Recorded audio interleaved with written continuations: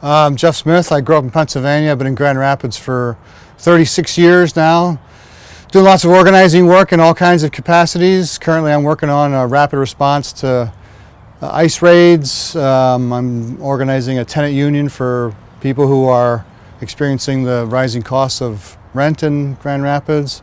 I'm also involved with the Grand Rapids BDS campaign, which is a campaign to boycott Israeli corporations that are doing business in Israel.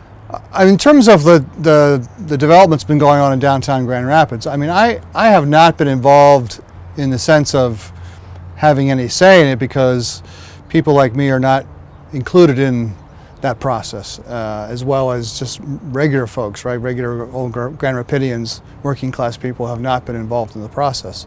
So what are the benefits of downtown development? Well, I think the question really should be, who benefits from the downtown development? You know, cui bono, as we say in Latin, right? So I think there's a certain group of people, certain class of people who definitely are benefiting from the development downtown, right? I mean, apart from just sort of the larger power structure, you know, the DeVosses, the Van Andels, the Secchias, the Cummings, all those folks, they're definitely benefiting from it, as well as sort of the professional class of people who have been sort of increasingly coming to Grand Rapids because of Grand Rapids' sort of status in the last 5 to some degree 10 years of being on these lists of, you know, top 10 or top 5 lists of sort of destinations for people to want to live in, and that has sort of driven a lot of the development and what I would also consider to be very much the sort of the gentrification process of downtown.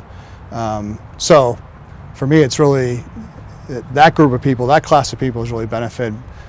Well, the human costs certainly are, you know, of a myriad of ways. So one of it has been, like, within the second year that Art Prize, as an example, second year that Art Prize was being organized in downtown Grand Rapids, the police department was making it a policy to come to the agencies that work with people who are marginalized, disenfranchised, people who are homeless, etc., and letting those agencies know, you know, weeks before Art Prize was happening, that they were not going to tolerate panhandlers, they were not going to tolerate people just hanging out, loitering, as they would call it, you know, in anywhere in the downtown area, because, you know, the patrons of Art Prize were not comfortable or not going to tolerate, you know, dealing with that kind of population. So, in one very concrete way, that's a human cost in terms of just like further marginalizing people who are already marginalized, sort of trying to push them out. I think the other human cost of it has been that there's been just sort of this sort of larger ripple effect throughout the whole of Grand Rapids, even though it's been rooted in downtown, is that it has really shifted sort of the cost of living in Grand Rapids. You know, 10 years ago, and you talk to community organizers in any part of the city, 10 years ago, it wasn't unreasonable for people to spend $500 for rent on a monthly basis.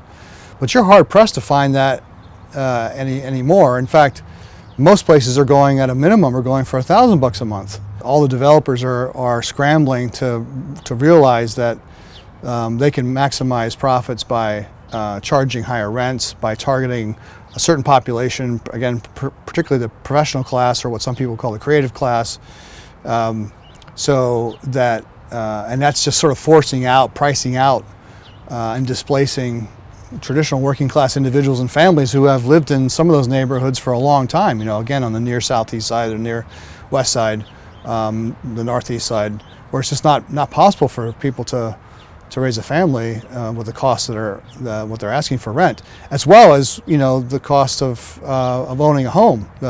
What they're charging for them has significantly gone up.